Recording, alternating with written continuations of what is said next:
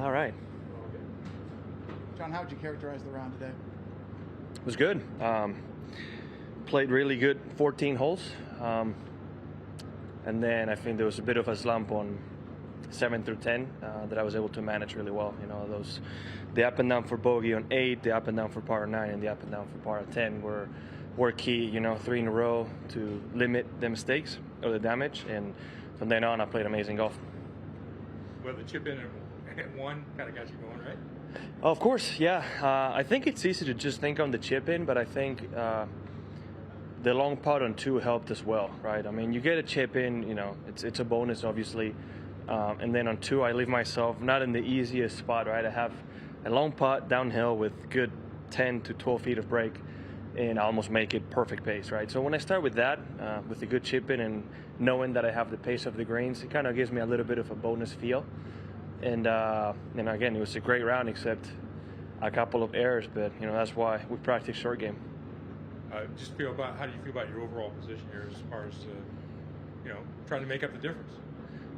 You know, it's very easy to get caught up on how far back you start. I don't think I really once thought about it out there. I was just trying to post a score, right? My job is to hit the best shot I can in each time, and that's all I can control, right? So I can't be thinking what the people ahead of me are doing.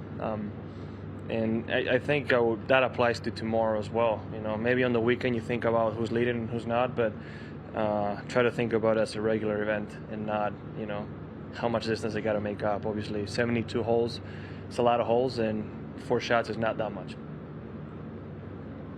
Just answer my question in a way. I'm just wondering. You always have to, though. With the staggered start, of where everyone starts and what have you, is it out of sight, out of mind by the time you get to tomorrow? I think honestly, in my case, I think you guys and the people out there think about it way more than I do. Because at the end of the day, with the format we have right now, when you step on the tee, you know you're 4 back, and that's it.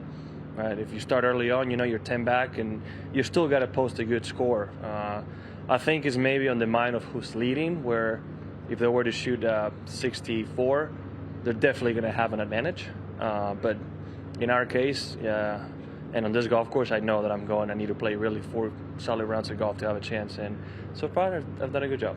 It's going to happen one of these years, and they'll change the format, won't they? I have no idea. 10 shoots 62 one day, and he's got a 12-shot lead, and everyone goes home.